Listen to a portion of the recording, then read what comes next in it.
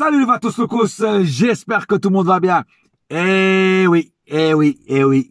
Franchement, j'ai rien à dire ce soir que seulement que j'ai vu un super beau match. Un match de foot, mais de bonhomme. Et franchement, j'applaudis les 22 joueurs, frère. Parce que j'applaudis pas juste les joueurs du Paris Saint-Germain, j'applaudis aussi les joueurs du Bayern de Munich parce que il faut, pour faire un bon match, et pour faire un match comme ça, il faut aussi en face une très bonne équipe. Et ils l'ont prouvé, le Bayern a été une très bonne équipe. D'ailleurs, ils nous ont dominé largement sur le tapis vert, en termes de possession, en termes d'attaque, en termes de tir. Je vais vous donner les statistiques, c'est monstrueux. Voilà. Mais franchement, pour moi, c'est un exploit beaucoup plus fort, déjà émotionnellement, et pas que ça, que contre le Barça. Au match aller. Alors, contre le Barça au match aller, on a vu un super match, un super PSG, un super Mbappé. Mais ce soir, les détracteurs du PSG, les haters, les mauvaises langues et tous ces parasites qui traînent sur les réseaux sociaux, qui n'aiment pas le Paris Saint-Germain, ce soir, vous ne pourrez pas dire qu'on n'a pas battu un grand Bayern. Parce que ça, ils étaient un grand Bayern ce soir. On a vu un grand Bayern ce soir.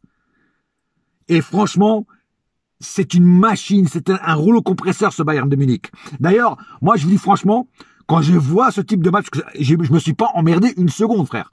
Je me suis pas emmerdé une seconde. Dans ce match, on est passé de la colère à la joie, des rires et des larmes. On a eu tout eu, quoi. Tu vois, c'est un vrai film. Un vrai film qui mérite un Oscar. Parce que ce soir, nous avons vu deux grandes équipes sur le terrain. Et franchement, quand je vois ce style de match, je me dis, si on aurait ça tous les week-ends en Ligue 1, mais ça serait un truc de fou, frère. C'est pour ça que moi, je dis toujours que le Paris Saint-Germain, s'il jouerait dans un autre pays ou dans un autre championnat, que ce soit en Allemagne, que ce soit en Angleterre, en Italie ou en Espagne, mais on aurait des matchs comme ça de fou tout le temps, frère. Parce que le niveau, il est plus haut. Et quand le niveau est plus haut, le PSG joue aussi et monte son niveau. Même si ce soir, on a quand même été baladé pendant beaucoup de temps, j'ai vu une première mi-temps. Alors, on est bien rentré dans le match, direct. On a marqué au fer rouge très vite avec le but de Mbappé à la 3e minute. Voilà. Après, on était bien dans la première mi-temps. Par contre, la deuxième mi-temps, ils nous ont bouffé. Mais ils nous ont bouffé, frère. Ils nous ont bouffé. Ils ont foutu le paquet. Et quand je vois ce dinosaure, ce vieux crouton, de Müller, pardon. Le mec, il a 150 ans, il te fait encore des retournées à la pelée, frère. Et il te marque un but en plus. C'est un truc de fou. C'est un truc de fou. Ce mec est déjà fossilisé. Et encore, le mec, il fait un match de mec comme s'il avait 18 ans, le mec. C'est un truc de fou. J'ai jamais vu un putain de joueur comme ça. C'est un truc, mais il faut le dire. Il faut le dire. Non, mais bon, voilà. Et bon, la deuxième mi-temps a été clairement aux couleurs du Bayern. On va pas se mentir. Le Bayern a tout défoncé en deuxième mi-temps. Nous, on a tenu comme on a pu et on a bien tenu. Bien sûr, sur les deux buts, il y a des erreurs de défense, surtout sur le but de Neuer. De Neuer. Décidément, je dis Neuer aujourd'hui. Müller. Neuer, c'est le gardien. De Müller, sur le but de Müller. C'est clairement la faute de la défense, surtout de Kimpembe qui ne fait aucune pression sur Müller. Müller est tranquillement, il marque le but. Et pareil aussi sur le but de Choupo-Moting. Choupo-Moting, il est tout seul, il est tranquille. Voilà, aucune pression. Donc le mec, il a le temps de marquer son but. Donc voilà, moi je trouve que sur les deux buts, on aurait pu éviter ces deux buts en mettant plus de pression sur les porteurs de ballon. Bon, après, voilà, ça arrive de commettre des erreurs. Mais bon, je suis content du résultat. Parce que moi, je vous dis franchement, déjà, quand j'ai vu la compo au début, Dagba, côté droit, et Draxler, je me suis dit, et Idrissa Gueye au milieu, je me suis dit, putain, pas de Rafinha, pas de Moïskine. Bon, côté droit, en défense, on n'avait pas trop le choix, c'était Kerrer ou Dagba, voilà. Mais quand j'ai vu la compo, je me suis dit, c'est putain, oh là là, on va se faire défoncer, frère. On va se faire défoncer, on va se faire déboîter. Mais franchement, quand j'ai vu nos joueurs se défoncer, c'est un truc de malade. Bon, par contre, je vous cache pas que j'ai eu des frayeurs aussi quand j'ai vu quand Marquinhos a marqué le but et qu'après, 1 minute ou 2 minutes après, il tombe, il a un claquage. Je me suis dit, ça y est, c'est la fin du film, c'est la fin du monde, end of the world. Voilà. Je me suis dit, ça y est. Si là, on a déjà du mal avec Marquinhos, alors là, qui c'est qu'il allait mettre en défense? Bon, moi, j'ai pensé tout de suite à Danilo, et c'est ce qu'il a fait. Parce que je voyais pas personne d'autre, hein, parce que Herrera, quand il rentre, Herrera, c'est pas un défenseur. Donc, voilà. Et, je me suis dit, ça y est, là, on va s'en prendre, 4 ou 5 dans la gueule, quoi. Et pourtant, Danilo, il a bien tenu la barre, mais je vais revenir au cas par cas, donc je dis pas tout de suite, je dévoile pas tout de suite ce que je dis dire sur les joueurs. Mais en tout cas, voilà, j'ai vu quand même un PSG compact, un PSG qui se bat sur le terrain et surtout une positive attitude de tous les joueurs. Voilà, tous les joueurs sont bien défoncés sur le terrain et ont été vraiment des Spartiates. Alors oui, sur ma vidéo d'avant-match, d'ailleurs je tiens à mettre ça au clair, sur ma vidéo de pré-match, d'avant-match, je me suis trompé, j'ai dit Spartan. Alors c'est pas des Spartans, c'est des Spartiates. Voilà, je me suis trompé. Voilà, j'ai rectifié, enfin j'ai rectifié sur le titre, j'ai pas pu rectifier sur la vidéo, mais bon, c'est évidemment des Spartiates. Bon, j'étais tellement concentré dans ma vidéo que j'ai dit Spartan. Bon, mais vous m'avez compris, c'est le plus important. Mais évidemment, c'est des Spartiates. Donc on a été vraiment des Spartiates ce soir. Voilà, parce que pour ceux qui ont vu le film 300, hein, les Spartiates, ils étaient que 300 justement devant l'ogre perse, hein, et bon, eux, ils ont perdu, ils sont tous fait massacrer, mais moi, ce que je veux dire par là, c'est que eux, même petits, ils ont mis à rude épreuve des Perses. Et ben là, sur le terrain, c'est exactement pareil. Tu vois, là, on était normalement le plus petit, et là, on les a mis en difficulté, on leur a marqué 3 buts, chose que dans leur tête, ils n'avaient jamais imaginé ce scénario, parce que les journalistes allemands, ils en parlaient même pas, ils disaient ouais, tout est tranquille, tout va bien. Ok, il n'y a pas Lewandowski, mais tout va bien. Voilà, la preuve, c'est que Choupo-Moting a marqué. Donc voilà. Et ça, on a fait vraiment, c'est David et Goliath. Voilà, on a fait la version remasterisée de David et Goliath. Voilà. Et moi, je ne peux que féliciter nos joueurs qui ont vraiment sorti leur coronets sur le terrain et qui ont fait, grâce à eux, on a fait ce résultat-là. Je tiens aussi à souligner la chose positive à la fin du match, c'est que tous les joueurs allemands et français, Bayern et PSG, se sont embrassés, se sont échangé les maillots. Il n'y a pas eu de haine, il n'y a pas eu de mauvais mots. Voilà, ils sont tous venus. Même l'entraîneur du Bayern est venu embrasser les joueurs du Paris Saint-Germain. Ça, j'ai trouvé ça vraiment très très bien pour l'image du sport en tout cas. Voilà. Passons aux statistiques. Sinon, après la vidéo, on va faire 20 minutes. Alors, côté tir, côté Bayern, 31 tirs. Côté parisien, 6 tirs. Donc là, il y a une grosse différence, frère. Hein. Il y a une grosse différence. Hein. Nous, on était une 2 chevaux. Eux, ils étaient une Porsche Cayenne. Eux. Tu vois ce que je veux dire? Voilà. 12 tirs cadrés du côté Bayern, 5 du côté PSG. Encore là, une grosse différence. 64% de possession, 36 du côté PSG. Donc, tu vois, même là, il y a une grosse différence. 522 passes du côté Bayern, 313 du côté PSG. 87% de précision de passe, 75% du côté PSG, 16 fautes du côté Bayern, 7 du côté PSG.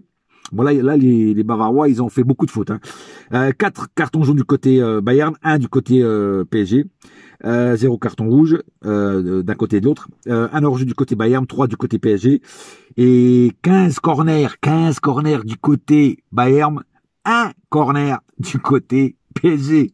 Ça prouve que le Bayern n'a rien lâché, quoi. Il a rien lâché, ils ont rien lâché. Tu vois, le peu qu'ils nous ont donné, les petites miettes, on a su un petit peu, picorer comme des petits oiseaux, tu vois. Mais c'était vraiment, c'était de l'autre côté, c'était vraiment, je sais pas, c'était un tsunami de l'autre côté, quoi. C'était, heureusement qu'on avait des bonnes grosses bouées et qu'on n'a pas coulé, quoi. Alors maintenant, j'ai passé au cas par cas.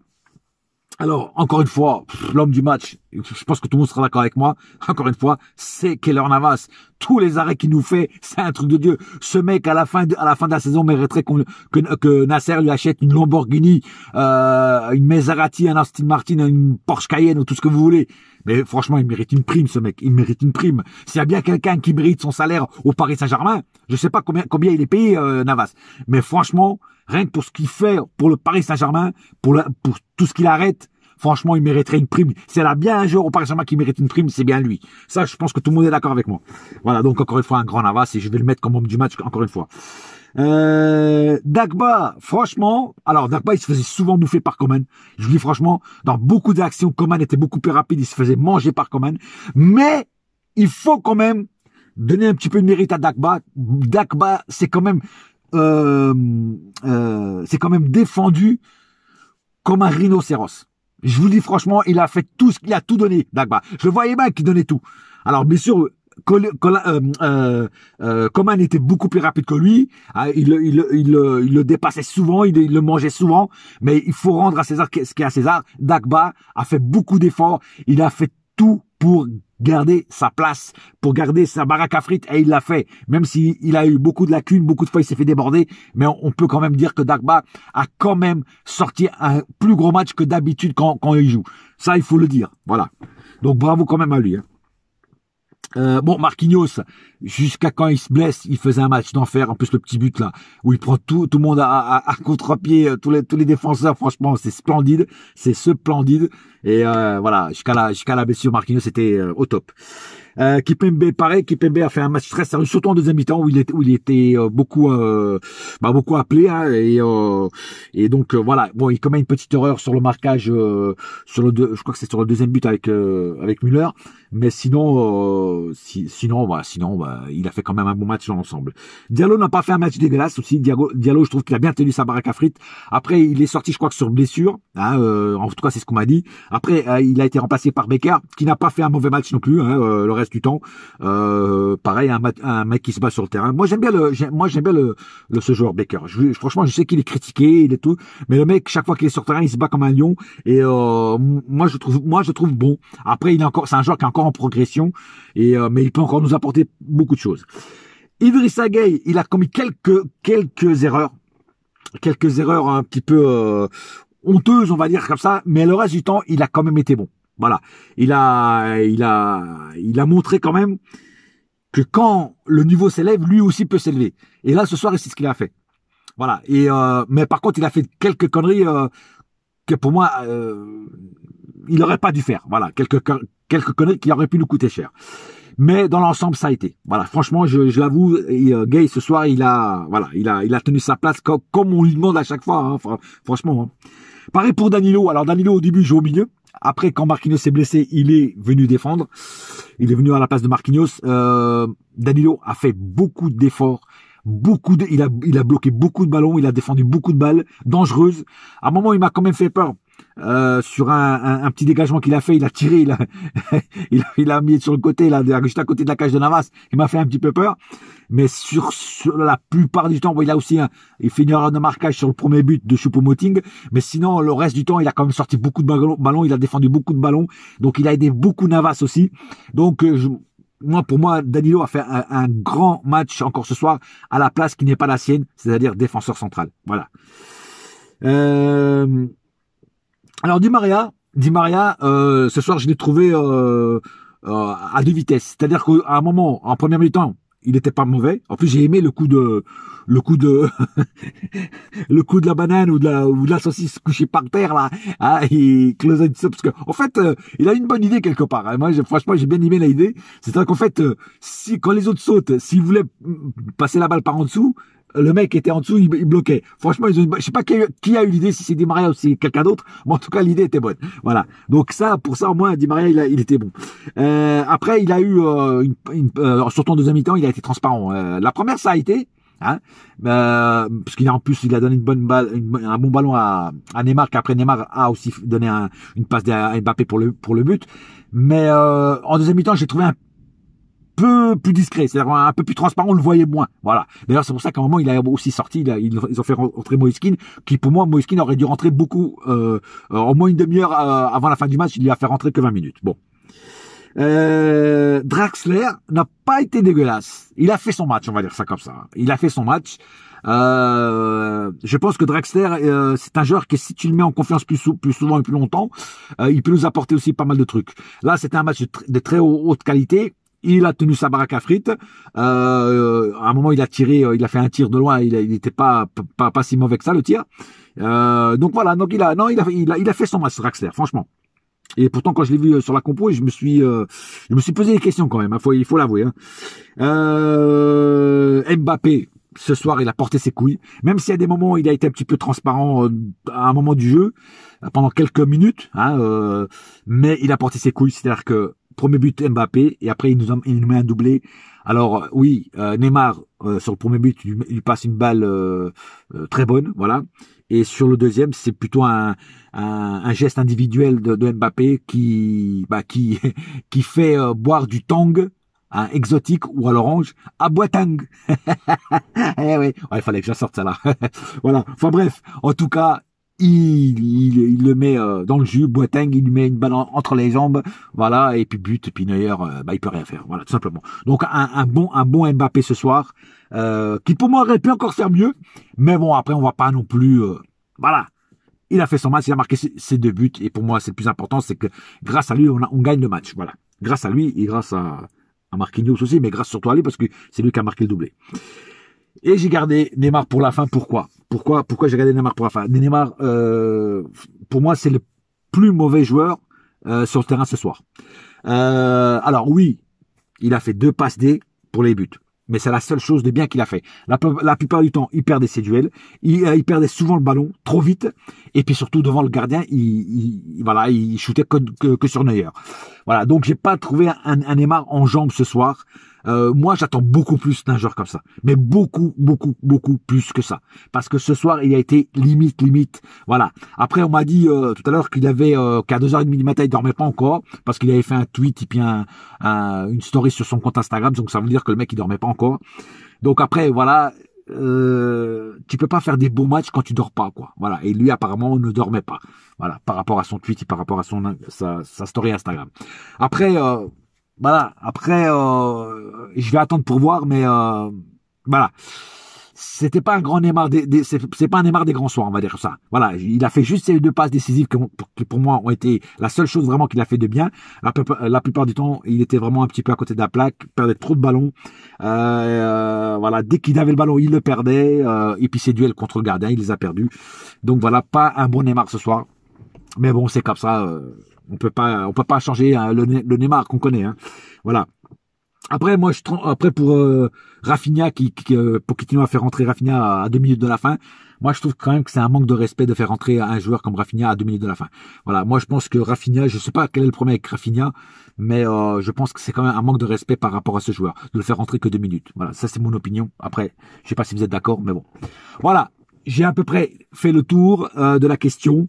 En tout cas, j'ai vu un match intense, un match où il n'y a pas une seconde de répit, dans ce match, ça partait dans tous les sens, c'était une bataille navale, c'était un truc de malade, ça fait longtemps que j'avais pas vu un match aussi bon que ça, quoi. Franchement, encore une fois, je les applaudis, les 22 joueurs, voilà, autant côté PSG, autant côté Bayern, ils nous ont fait vraiment un match de ouf, quoi. Vraiment un match de ouf, voilà. Et ça fait plaisir de voir des matchs de football comme ça. Voilà. Sur ce, je vais arrêter la vidéo parce que ça fait déjà pratiquement 19 minutes. Donc, un seul cœur, un seul club, c'est Paris ma gueule. Yes, my friend. Et la saga continue évidemment. Et j'espère qu'au match retour, on va pas se chier dessus parce que attendez-vous que le Bayern va mettre encore une fois le paquet pour pouvoir passer. N'oubliez pas ça. Sur ce, bonne soirée. Bouya!